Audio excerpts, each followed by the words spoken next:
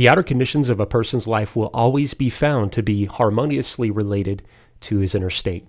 Men do not attract that which they want, but that which they are. James Allen, As a Man Thinketh.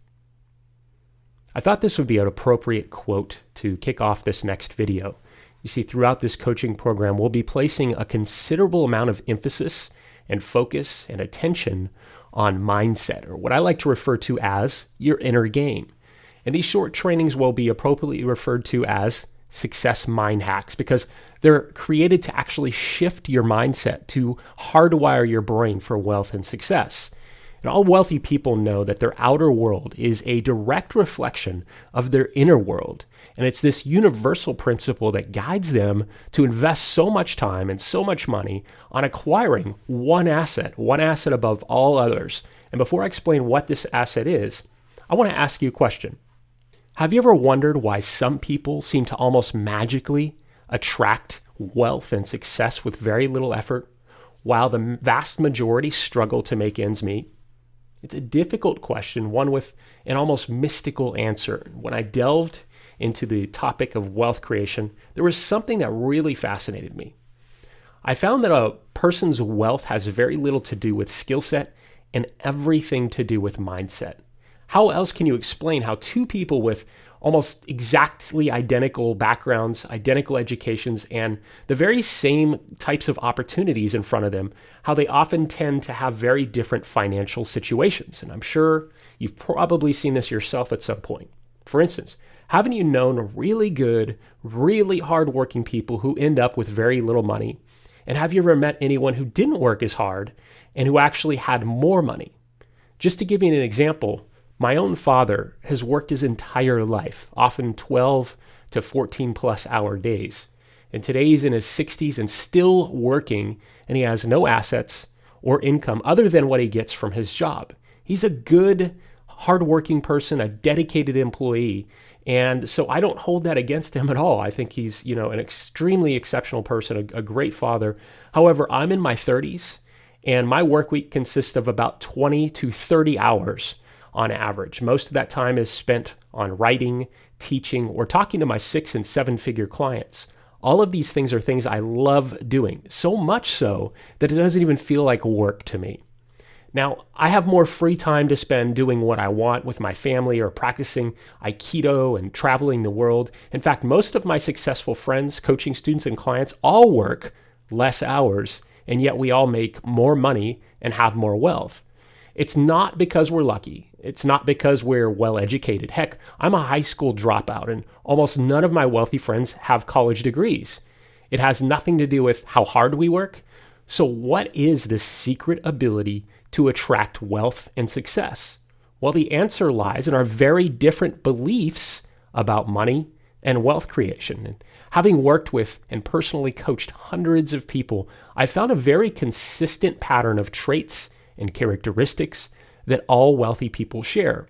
One of those traits is what they really believe at their core about money and wealth. The following quote is by T. Harv Eker, author of Secrets of a Millionaire Mind. It refers to a concept of wealthy and successful person's mindset. And it goes like this. Rich people have a different way of thinking that is different from poor and middle class people. They think differently about money, wealth, themselves, other people, and life. So here are 17 ways in which rich people think differently from poor and middle class people. Rich people believe, I create my life. Poor people believe, life happens to me. Rich people play the money game to win. Poor people play the money game to not lose. Rich people are committed to being rich. Poor people want to be rich. Rich people think big. Poor people think small. Rich people focus on opportunities. Poor people focus on obstacles. Rich people admire other rich and successful people. Poor people resent rich and successful people. Rich people associate with positive, successful people. Poor people associate with negative or unsuccessful people. Rich people are willing to promote themselves and their value. Poor people think negatively about selling and promotion. Rich people are bigger than their problems. Poor people are smaller than their problems. Rich people are excellent receivers. Poor people are poor receivers. Rich people choose to get paid based on results. Poor people choose to get paid based on time. Rich people think both. Poor people think either or. Rich people focus on their net worth. Poor people focus on their working income. Rich people manage their money well. Poor people mismanage their money well. Rich people have their money work hard for them. Poor people work hard for their money. Rich people act in spite of fear. Poor people let fear stop them. Rich people constantly learn and grow. Poor people think they already know. Really consider that last point. Rich people constantly learn and grow. Poor people think they already know. Now, do you remember a moment ago when I mentioned the single most valuable asset wealthy people focus on? This, above all else, is the biggest secret to accruing and multiplying wealth at lightning speed. So what is this asset they invest so much in? Their minds. The wealthy consistently invest in growing their intellectual capital. Rich people constantly learn and grow. Poor people think they already know. Those who hear my story often come up to me and ask me what my secret is. They're looking for that magic bullet, the simple formula for amassing a fortune. Many of them believe I'm holding back and keeping some kind of super secret money-making method hidden from them. After all, what other possible explanation could there be, right? I mean, maybe I was just lucky all 5 times I started businesses and I gave my lucky rabbit's foot to all of my students and clients. Well, here's the real secret. I focus on increasing my assets, and the most important asset being my intellectual capital, or in learning and growing. This thereby increases my personal value.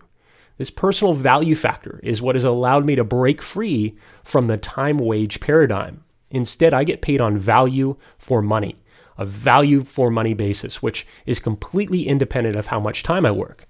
You too can make that very same choice. And the good news is it's never too late to choose to have a wealthy mindset. It's never too late to start building your intellectual capital. It's never too late to change your mindset to start creating leveraged income so you too can become independently wealthy.